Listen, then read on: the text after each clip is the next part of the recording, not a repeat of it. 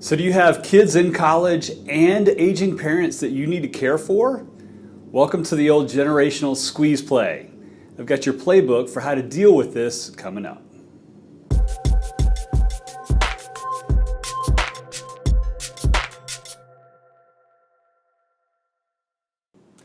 Hey folks, I'm Patrick King with Transformative Financial. Here on this channel, we help people make money, keep money, and feel more financially secure along the way. If that is something that you are interested in, please contact me. My email is patrick@transformative-financial.com. My contact information is below in the show notes. Contact me and we'll have a conversation to see if it's a good fit. But on today's episode, if you've got kids that are in college and parents that are aging that you probably are going to need to care for, welcome to the old generational squeeze play. This week's episode comes from a viewer, David, in Alpharetta, Georgia, and he wanted to know what are the in-betweeners, as he called them, that have both kids that are going to college and parents that they need to care for. What can they do to plan for this financially? Well, welcome to your prime spending years. You've got the adult kids, and they tend to get more and more expensive until they finally get off the payroll and leave the nest. So it's common to feel stuck when you're in this portion of your life, and I've seen this a lot. And it's common also to feel like you're not making a lot of headway financially. You've got money going out and in large chunks for many different reasons. Folks are having kids later in life, so that kind of puts that time when you're caring for your parents squarely into that time where the kids are entering college and early adulthood. And then plus, you've got a lot of boomerangers these days because it's a tough environment economically for adult children who are just starting their careers, who are just getting out of college. So you get a lot of kids that are coming back and living with mom and dad after they've graduated college these days. So you've got kind of a perfect mix where all of this is taking place for a lot of people right now. So don't feel like you're alone if you find yourself in this situation. Number one, the first thing that I would do or I would recommend if you're in this situation is talk to your parents. And when you approach them about these kinds of conversations, make it a no judgment zone. In a past episode, I talked about how, for me, they're just numbers. I make no judgments around, the financial situations that clients show up with. But make sure you articulate that they're just numbers. Their financial situation is what it is. Let's see what it is, and let's make a plan. Many people let pride get in the way of progress.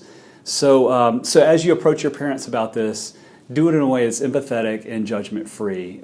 Be careful with your language. Don't say shoulds. You should be in this area. We should do this. Just there's what is and what we need to do to get where we need to be. So that's number one, make it a no judgment zone. Number two, when talking to your parents, is get a full picture of their finances. Again, it can be uncomfortable diving into these situations, but have that mentality of a doctor. The doctor is going to run labs to see how your entire body is doing. It just kind of is what it is. And so that means income, expenses, assets, liability, insurance policies, the whole shoot and match to get your arms around, okay, what exactly are the problems that we need to plan for immediately, and what are the potential problems in the future that we need to kind of know that are coming down the road. And then finally, when talking to your parents, plan for their long-term care. They may or may not have a long-term care policy. They may or may not have sufficient assets to pay for long-term care. But even if they don't have the assets or have an insurance policy, doesn't mean that they aren't going to need that care. And this came from a conversation I had a couple of weeks ago regarding this. There's two ways to do this. You can be a care planner, or you can be a caregiver. And what you want is to be a care planner. You certainly don't want to do the day-to-day functions of taking care of the health of your parents, especially if you've got a career and a job and you've got kids that are in college and other responsibilities. So make that a priority. So that was number one, talk to your parents. Number two, talk to your kids. Yes, they are young and they may not be wise to the ways of the world in a lot of respects. But what I would recommend, and I think this may be a bit controversial, is level with them. Just say, hey, look, kids, we've done our best to raise you and shelter you a lot of ways from the hardships of the world. But the hardships of the world are going to come calling to them at one point or another in their lives. They may as well have early exposure to it, and just say, hey, lay it out on the table. This is what what money comes in. This is what money goes out, and this is what it costs for you to go to college. This is what it costs to take care of grandma and grandpa. So as you can see, we have limited resources to do this. So don't try to hide it from them. I think parents may or may not agree with me on this, but again, the realities of the world are going to catch up with them whether you like it or not. So you may as well introduce it to them in a way that's compassionate and kind and supportive, rather than it be a harsh wake-up call for them later in life. So number 2, when talking to your kids, I would also say, and talk with each other about what you want to do for your kids. Like, make an agreement with your kids about who's responsible for what. And so that starts with you. A lot of parents that I've done college planning for throughout the years have, they've said, look, like, our parents helped us with college, but, we don't want to, it's just gotten out of hand with the costs these days. We don't want to pay for a full Ivy League education. So what we want to do is we'll be responsible for the costs of an in-state public school, and anything in excess of that, the kids are going to be responsible for on their own, whether that means they make money over the summer, whether they take loans. We'll do a certain amount, or we'll cover half. I've seen that one before. Because the stakes are high, college is expensive, and many parents want their children to have skin in the game. I'm all for having fun in college, but at the same time, you still need to execute, and you need to get that education and prepare yourself for life in the real world. So, and my next point is encourage them to go to in-state schools or public schools, because the cost is going to be so much less.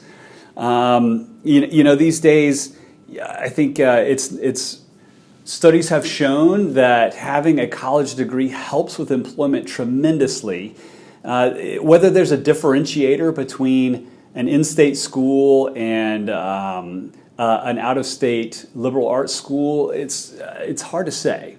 I would argue that money may be better spent on a master's program or a PhD program. So if they go to a less expensive in-state school, here in Georgia we have the Hope Scholarship. In-state schools could be quite appealing financially. Save that education money for a master's, perhaps, instead of spending it for them to go to an out-of-state private liberal arts type college where you're going to be paying $60,000, $80,000 a year. So encourage them to go to public schools, and then put them to work. If they're not in school, make them have a summer job. I certainly know that, when I was in college, my parents asked me to get a summer job and hand over my paycheck to them. And at that point, I don't think I put up too much of a fight. Mom and Dad, if you're watching, I certainly would love to hear your take on this too. But I was happy to give the check to Mom and Dad because it was a pretty dang good deal. And of course I got plenty of that back in kind of discretionary money through the college year anyway. But yeah, put them to work. And this is another way that the kids could have skin in the game as part of this generational squeeze play that you find yourself in. All right, so number 1, talk to the parents. Number 2, talk to your kids. Number 3, just take a deep breath. Yes, it's a tough time in life where you've got a lot of financial pressures on you. You know that your retirement's coming sooner rather than later. You may not feel like you're making any headway, but take a deep breath. Part of that is I would still recommend, even if it kind of hurts a little, continue to pay yourself first by contributing to your 401k or retirement plan, at least up to the company match if you're lucky enough to have one of those these days. So continue to pay yourself. Keep cash on hand if you can. Keep a little bit of dry powder in your checking account or savings account, even though it may not be earning much right now. There's a lot to be said for liquidity and optionality. The flip side of that is if you can avoid debt to finance some of this, please do that. It's easier said than done, but if you need debt, or let's say you need maybe a little bit of extra dry powder, look into a home equity line of credit against the equity that you've got in your home. I would go ahead and recommend setting one of those up, even if you don't have to tap into it, but having it there for some quick cash at this point, relatively low interest rates. It can be a nice buffer if something happens and there are some unexpected expenses. So home equity line of credit. And of course, get a financial plan. Here I am, the financial planner. Maybe you should get a financial plan first. All right, that was a little corny, but certainly figure out exactly what it's going to take for you to get where you need to be for the retirement and the life that you want to live. Find out what's realistic and what's not, and then get help planning. You know, there are certain tax advantage accounts that you can set up for education expenses. Talk to a CPA perhaps about how to structure some of these expenses for the most tax benefit. But get professional help, whether it's a true financial planner who's an independent fiduciary financial planner. I've made episodes about this, and I'll link to those in the show notes. Get someone help. And then last but not least, if you need to make changes in order to make this stuff happen, you got to be the adult. Adulting, as the kids call it. It's not always pretty, and it's not always fun. But remember, you are modeling the financial behavior, this financial behavior to your children. So what kind of financial behavior do you want to model for them? Do you want to model responsible behavior, or do you want to model denial and irresponsibility? It's a tough question. All right, folks, that's what I got this week. I hope you got something out of this episode. If you liked it, please click like. Click subscribe if you want to see more videos like this. If you've got a comment, or if you've got more ideas around how to deal with this squeeze play between generations, or if you've got more ideas that you want to hear me talk about, leave a comment, send me an email. I would love to hear from you. Again, I'm Patrick King with Transformative Financial. Until next time, cheers.